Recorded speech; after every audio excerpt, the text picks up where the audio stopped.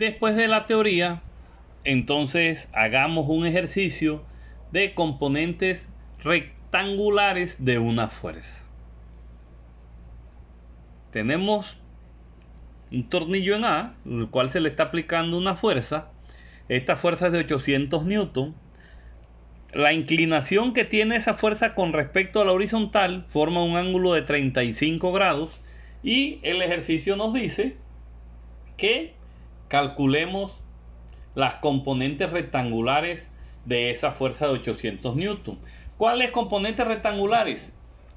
Fx y Fy, su componente o su proyección en X, que es la proyección horizontal, y la proyección vertical o su componente en el eje de las Y, o sea, Fy. Ya sabemos qué tenemos que hacer. Lo mismo que hablamos en la clase pasada. Tenemos que hallar entonces, nosotros sabemos que si dibujamos partiendo desde A, que es donde dibujamos nuestro plano cartesiano, horizontal en X, vertical en Y, hago la salvedad porque algunos libros, cuando ustedes están haciendo los ejercicios, escogen sus ejes de manera diferente. Eso se va a ver sobre todo ahora cuando estemos hablando en tercera dimensión, en el espacio.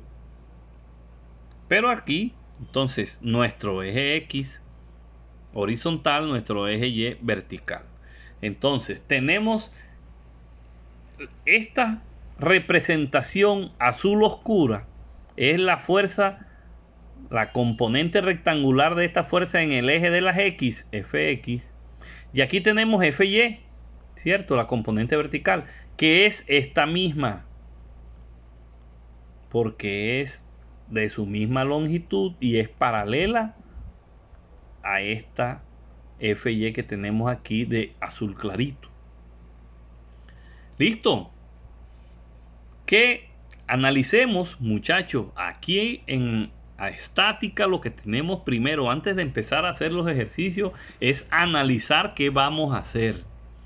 Entonces, si yo tengo aquí Fy, tengo la hipotenusa de este triángulo rectángulo que es F, tengo mi ángulo de 35 grados y necesito hallar este cateto opuesto a mi ángulo.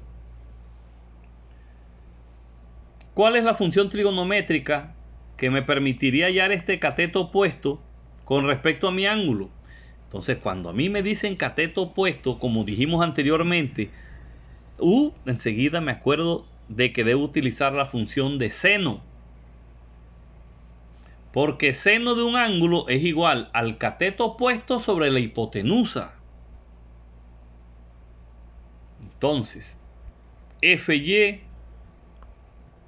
lo voy a hallar calculando el seno de este ángulo. Entonces, seno de 35 grados, ¿a qué es igual? A Fy sobre F. Conozco el ángulo, conozco la fuerza F y voy a hallar Fy. Entonces, ¿qué es igual a Fy? A F por el seno de 35 grados. Y con eso estoy hallando mi componente vertical Fy de esa fuerza de 800 newton. Vamos a hallar la horizontal. Si para hallar la vertical utilicé seno, ¿qué función trigonométrica utilizaría yo si voy a hallar ahora el cateto adyacente? Coseno, correcto. ¿Qué es el coseno de 35 grados? Es igual al cateto adyacente sobre la hipotenusa. Pero ojo, muchachos, miren lo que pasa aquí. Ojo con esta situación. Fy, ¿hacia dónde va? Fy, el valor que acabamos de calcular anteriormente, Fy va hacia arriba, o sea que Fy es positiva. Pero Fx, ¿hacia dónde va? De mi eje cartesiano, desde el origen que es A, está a la izquierda del eje de las X. Al estar a la izquierda, ¿qué me está diciendo? Que esa fuerza es negativa. O sea que debe darme un valor negativo. Entonces, coseno de 35 grados es igual a cateto adyacente, que es fx, sobre la hipotenusa. O sea que fx aquí es igual a menos porque está hacia la izquierda. Por eso le doy el sentido negativo enseguida. Menos 800 newton por el coseno de 35 grados. Hago esas dos operaciones y obtengo el valor de las componentes rectangulares de una fuerza. Fx menos f por el coseno del ángulo, menos 800 por el coseno de 35 grados, menos 655 newton. Fx.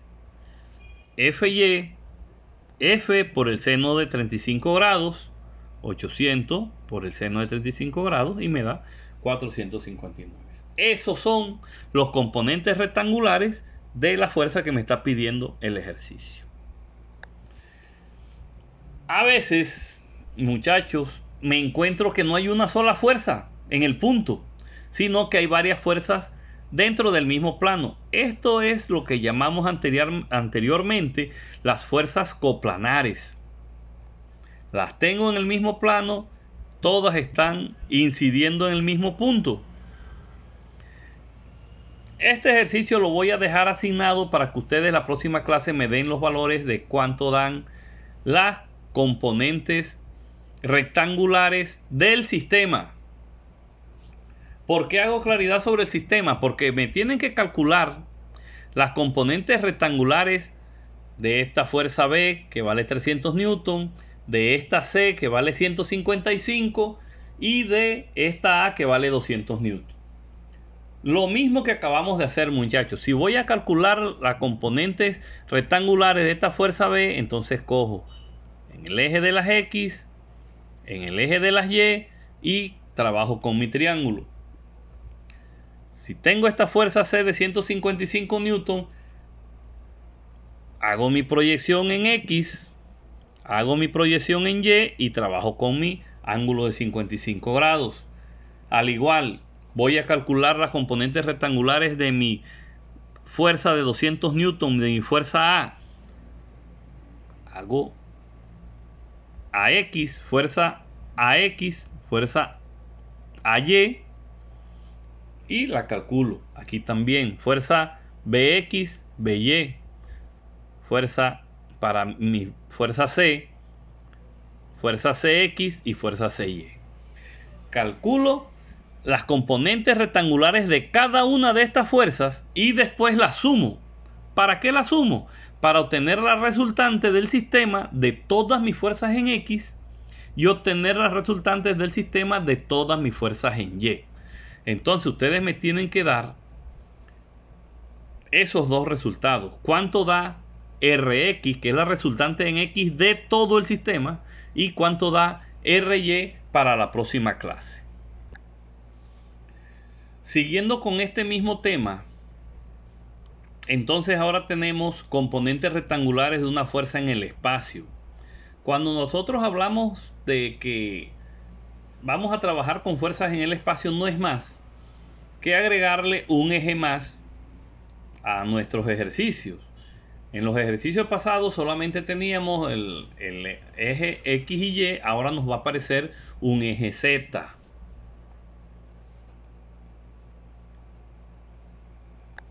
Cada una de las componentes de nuestros ángulos,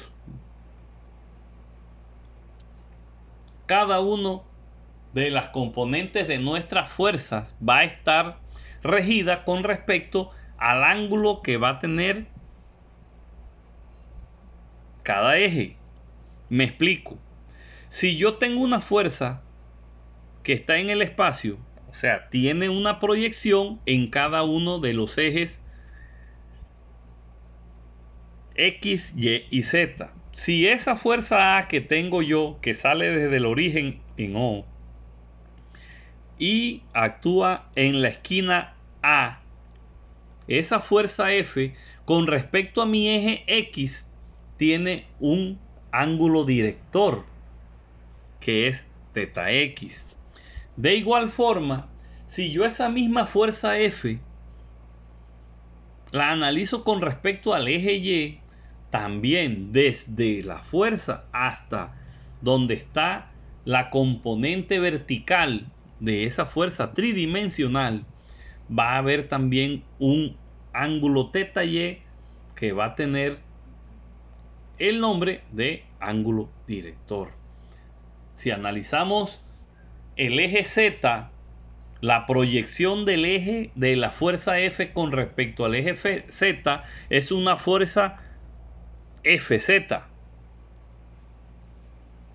que al igual que los dos anteriores van a tener unos ángulos que cuando calculemos los cosenos de esos ángulos se van a llamar y se conocen como los cosenos directores en cada uno de los ejes.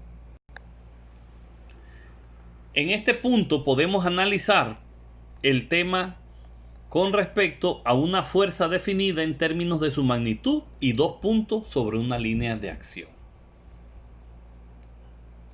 Lo mismo que hablamos anteriormente. Vamos a imaginarnos que sobre ese plano que tenemos, ¿cierto?, hay una fuerza que tiene dos puntos coordenados fijos, que son: la fuerza comienza en el punto M, que con respecto a mi plano en 3 dimensiones tiene una coordenada en X, en Y y en Z, y actúa en el segmento entre M y N. En la línea de acción que tiene esa fuerza está actuando entre M y N. N, al igual que el primer punto que identificamos, también tiene unas coordenadas con respecto al origen, que son en X, en Y y en Z, X2, Y2 y Z2. Entre M y N va a haber un vector, ¿cierto?, que va a ser la representación de esas distancias.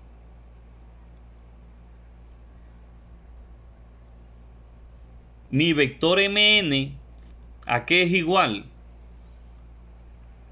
A la diferencia de las distancias en el eje. Si tengo aquí vector unitario, estamos hablando de vector. Escalar es un número, vector es una representación que en el eje X, Y y en este caso que entra Z.